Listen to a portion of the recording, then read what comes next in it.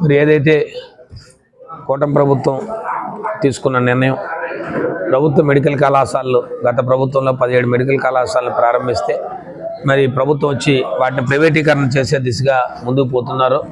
మరి దాన్ని మరి ఎట్టి పరిస్థితుల్లో కూడా మరి ఇది ప్రజా వ్యతిరేక నిర్ణయం. ఈ ప్రజా వ్యతిరేక నిర్ణయాన్ని ఎట్టి పరిస్థితుల్లో కూడా ఇది ఒక ప్రధాన ప్రతిపక్ష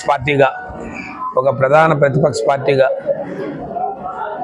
ప్రజల తాలూకా గొంతుకుని, ప్రజల తాలూకా ఆలోచనని ఈ ప్రభుత్వానికి తెలియజేసిన బాధ్యత, ఈ ప్రభుత్వానికే కాదు ఈ సమాజానికి తెలియజేయవలసిన బాధ్యత ఒక ప్రధాన ప్రతిపక్షానికి ఉంది. కాబట్టి ఇవాళ ప్రతిపక్ష పార్టీ గౌరవనీయులు ఈ వైఎస్ఆర్ పార్టీ జాతీయ అధ్యక్షులు మాజీ ముఖ్యమంత్రి వారు జగన్మోహన్ రెడ్డి గారి నేతృత్వంలో ఈరోజు పెద్ద ఎత్తున కోటి సంతకాల కార్యక్రమాన్ని ప్రారంభించాం. అది ముగింపు దశకు చేరుకుంది. మరి దాన్ని ఈ కోటి సంతకాల సేకరణలో పెద్ద ఎత్తున అనేక వర్గాల వారు ప్రజలు స్వచ్ఛందంగా పాల్గొన్నారు. విద్యార్థి సంఘాలు పాల్గొన్నారు.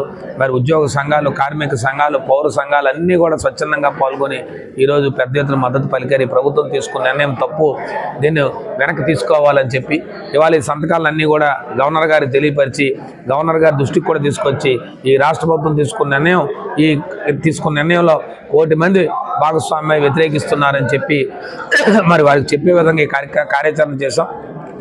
అది 10వ తారీఖుని చిబ్రుపల్లి నియోజకవర్గ స్థాయి కార్యక్రమం.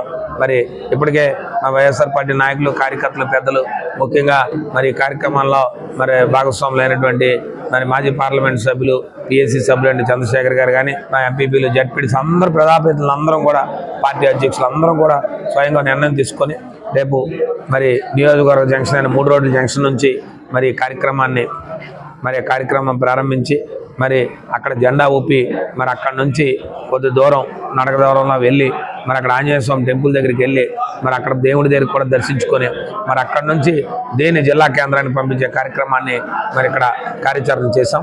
మరి అలాగే 15వ తారీఖుని మరి పెద్ద ఎత్తున జిల్లా స్థాయిలో కూడా దీన్ని పెద్ద ఎత్తున ర్యాలీ చేయాలని చెప్పి మరి నిర్ణయం తీసుకున్నాం.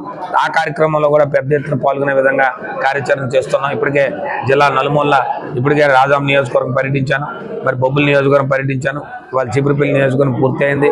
మళ్ళీ రేపటి రోజుని ఎస్కోట్ నియోజకవర్గాన్ని కూడా ప్రారంభించి రాబోయే మరొక 2 రోజుల్లో పూర్తిగా జిల్లాలో 7 నియోజకవర్గాలు కూడా పూర్తి చేసి పెద్ద ఎత్తున జన సమీకరణ చేసి పెద్ద ఎత్తున ప్రజలు పాల్గొనేలాగా, స్వచ్ఛందంగా పాల్గొనేలాగా ప్రజలందరూ తాలూకా భాగస్వామ్యాన్ని ఈ రాష్ట్ర ప్రభుత్వానికి, ఈ జిల్లా ప్రధానికి, ముఖ్యంగా విజయనగరం జిల్లా ప్రధానికి తెలియజేయడానికి విధంగా ఈ ప్రభుత్వం నేను తీసుకున్న నిర్ణయం తప్పు, ఈ ప్రభుత్వం నేను తీసుకున్న నిర్ణయం వెనక్కి తీసుకోవాలి అనే ఆలోచన ఈ కార్యాచరణ చేస్తున్నాను మీ అందరికీ తెలియజేస్తూ, మరి కూటమి ప్రభుత్వం తీసుకున్న నిర్ణయాలు ఈ సంవత్సరం 18 నెలల కాలంగా అనేక తప్పుడు హామీలు ఇచ్చి ఆ హామీలు అమలుపరచలేక, లేదు ఇవాళ ఏ కార్యాచరణ అయితే ఈ ప్రభుత్వం తీసుకున్న 18 నెలల కాలంగా ప్రజలకు ఉపయోగకరం పనులు కాక ప్రజలకు హాని కలిగించే కార్యక్రమాలు, అనేకమైన కార్యక్రమాలు జరుగుతూ ఉన్నాయి.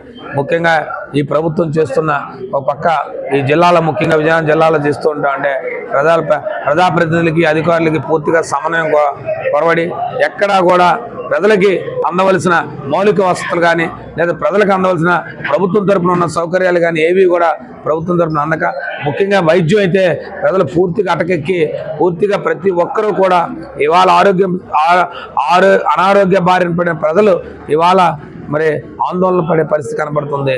మమ్మల్ని కాపాడేది ఇక ఆ దేవుడే తప్ప ఈ ప్రభుత్వం లేదు అనే ఆలోచనకి ఇప్పటికే ఈ రాష్ట్రంలో ఉన్న ప్రజలు కానీ, ముఖ్యంగా విజయనగరం జిల్లా ప్రజలందరూ కూడా వచ్చారు.